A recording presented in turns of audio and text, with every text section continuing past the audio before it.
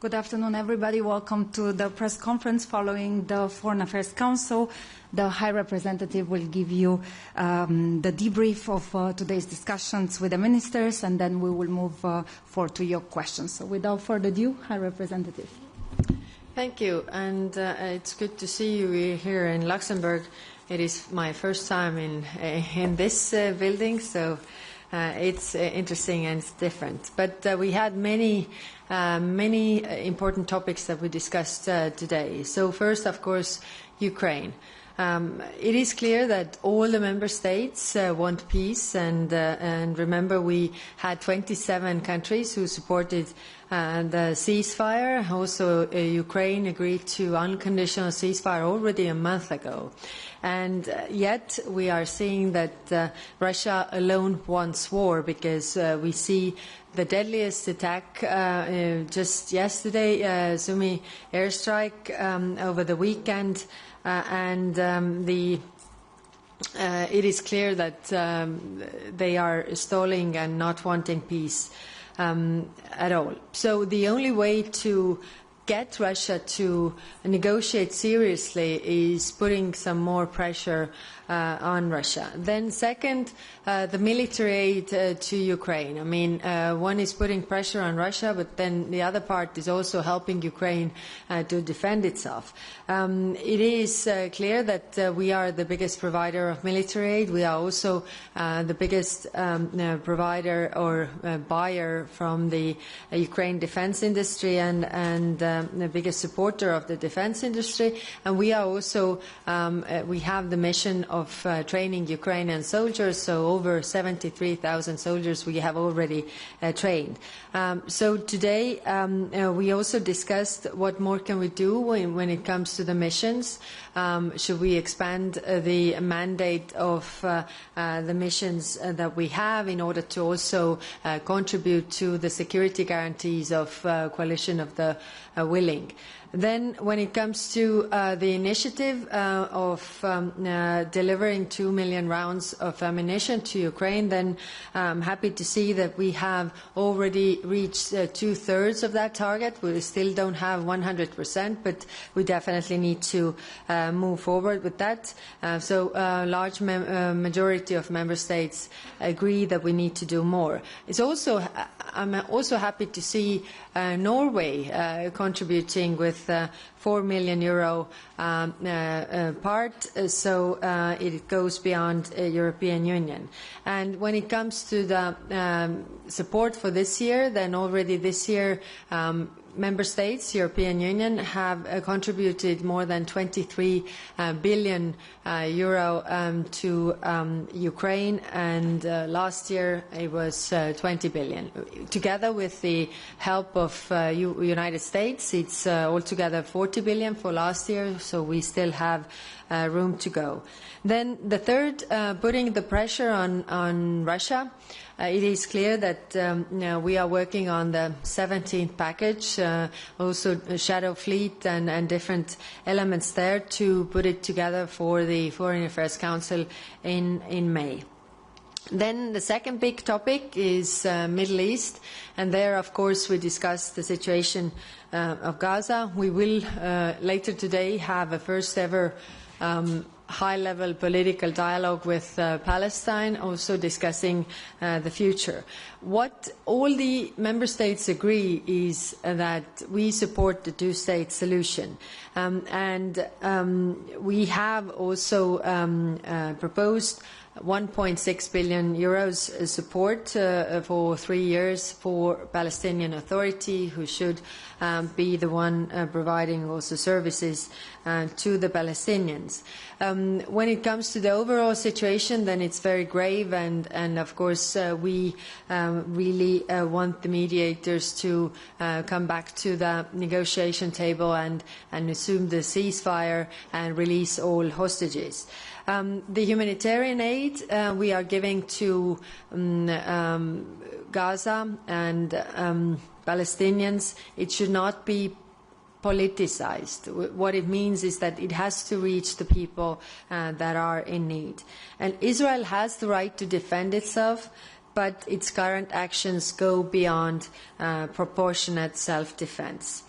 We welcome the Arab plan for reconstruction of Gaza, but at the same time it lacks three important elements, which is funding, security, and the governance of Gaza. But we are willing to work with our Arab partners, international partners, to develop on these topics.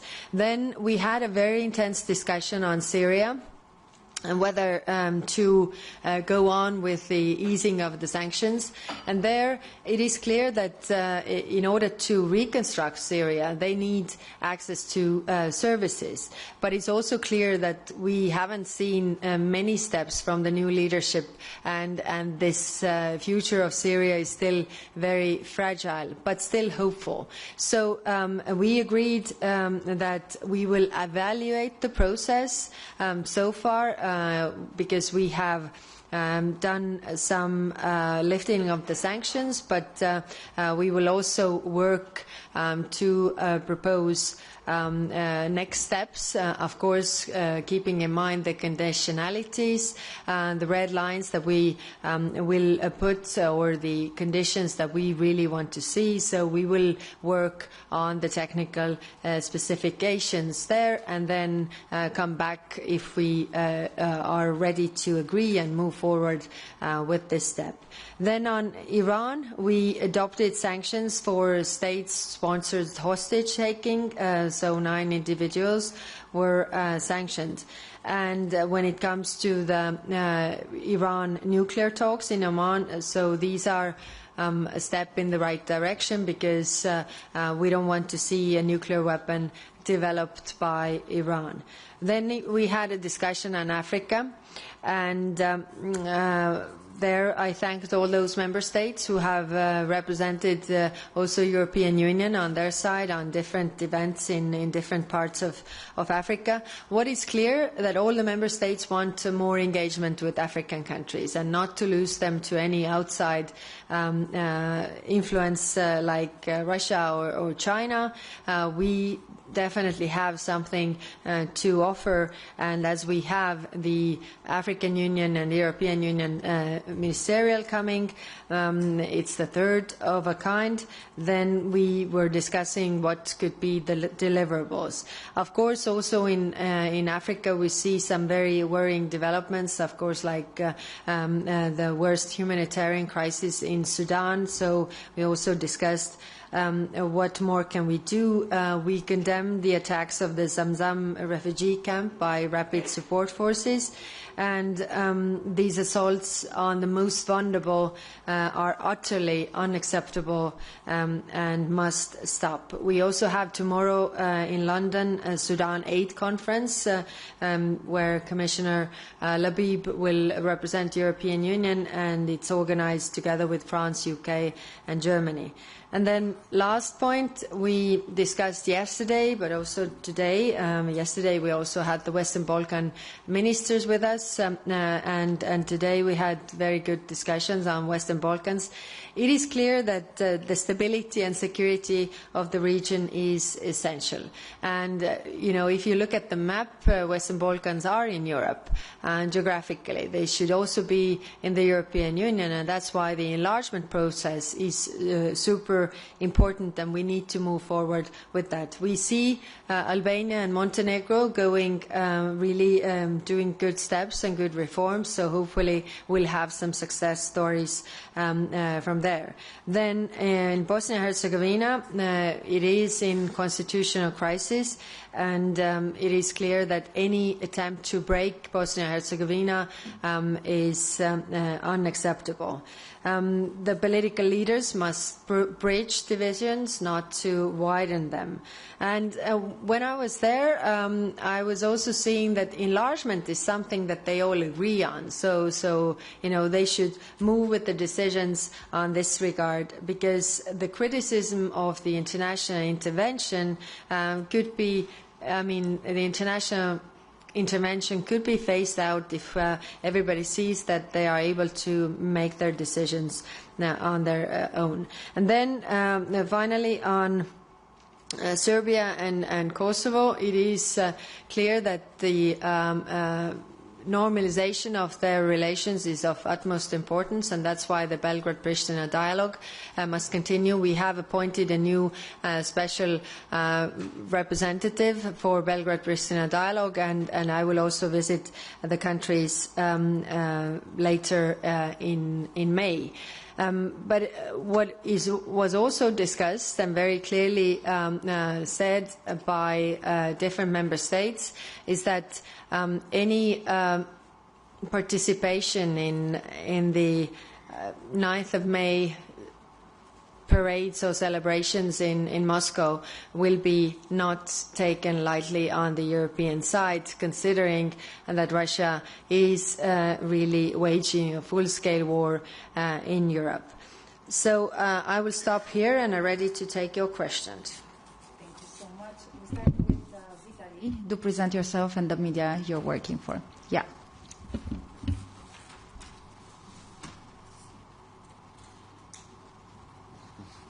Vitaly Sizov, your TV, Ukraine.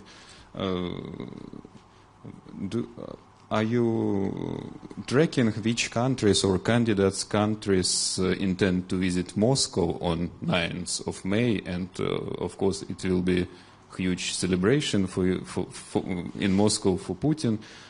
Do you plan some visit to Kyiv on the same day or the date near to 9th of May? Thank you. Thank you. We made it very clear that we don't want any candidate country to participate in these events on the 9th of May in Moscow. So that was very clear. The message was there. When it comes to visits to Kiev, then of course, as I've called also all the member states, but also representatives of the institutions to visit Kiev and Ukraine as much as possible to show really our solidarity and that we are with Ukraine. So, of course, we are always looking for options to visit and go also together with the deliverables to Ukraine. Thank you.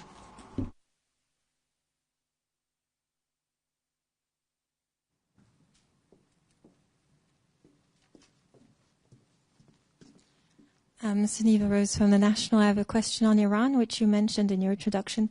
The HRVP traditionally has a lead mediation role on talks on its nuclear program. So I was wondering if you could tell us about coordination efforts with the E3 so that you could maybe be included in the ongoing talks, considering they're going to continue in Rome on Saturday.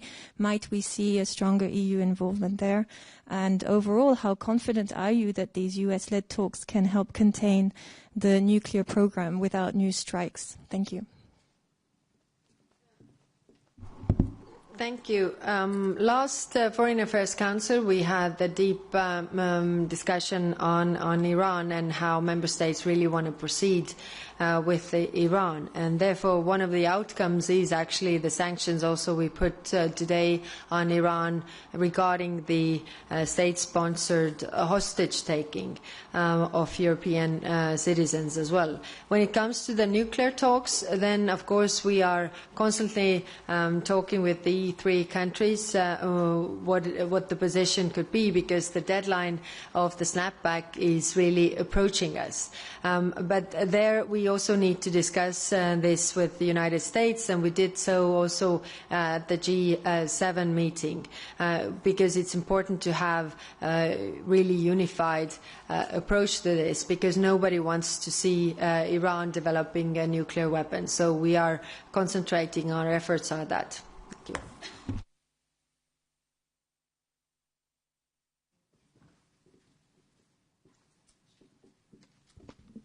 This is Andrea Pallasciano from Bloomberg. Hi, Rep, you mentioned this morning 2/3 of progress towards your ammunition initiative. Could you give us a sense of whether any meaningful progress has been achieved today, and by when you expect to hit the 100%? And also, if you could give us a sense of when these ammunitions would be delivered, because now we're talking pledges. Is there a sense of when they could actually arrive in Ukraine? Thank you. Thank you. As soon as possible is the short answer, because they need it now. I mean, because these attacks are going through, there are civilian casualties in great numbers. Really, that's why they need the ammunition. That's why they also need the air defense. The calls by Ukraine to have more air defense have been really, really vocal as well. That's why the short answer is as soon as possible. It is, I mean, of course, commitments, but commitments need to also be followed. So some member states have proposed already ammunition, and some the funding for ammunition. But actually, also the Czech initiative has mapped ammunition that is available, and also the External Action Service has done so. So we can move quite fast. Thank you.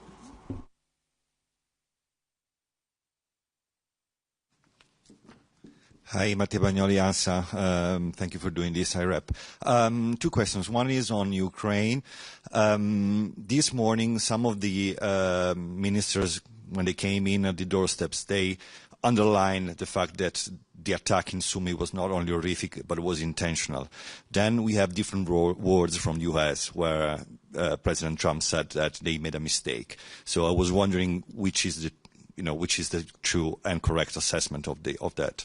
Secondly, on the Balkans, again, this morning, one member state said that there were warning signs, possible conflicts in the area. You yourself said that there are tensions rising. So do we need to worry?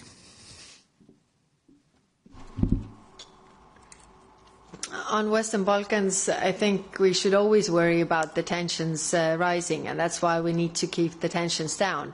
I think the best way to really proceed is to have them all in the European Union. Then there are less tensions, because European Union is a peace project and works in calming the tensions between those countries. But I think also the meetings we have had are very good in this regard, giving very clear messages also from our side and all the member states, being very united. So if you think that their support in their countries is generally very high for the European Union, so this is what the people want to have hope for. So we can also stress on that. Now, on the first question, I think it is in everybody's interest that Russia realized it made a mistake, but it made a mistake by attacking Ukraine. That it can't win in Ukraine, because the will of the Ukrainian people is not broken, and European countries will, and not only European countries, but many other countries will stand by Ukraine. So, and I hope that it's also clear to everybody now that if you want the killing to stop, you should put the pressure on Russia, who actually does the killing. Thank you.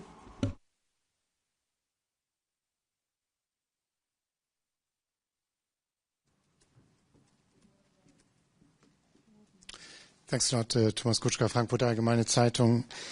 A number of countries have been calling for a while to stop LNG imports from Russia.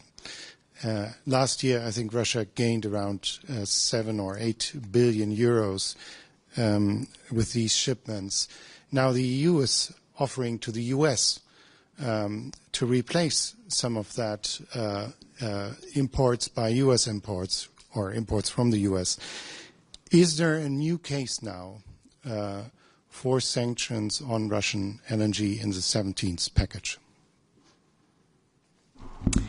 Thank you. Like I said, we are working on the 17th package. So, of course, putting the sanctions on oil and gas and putting more on that side would have a bigger effect, because this is how they are funding also their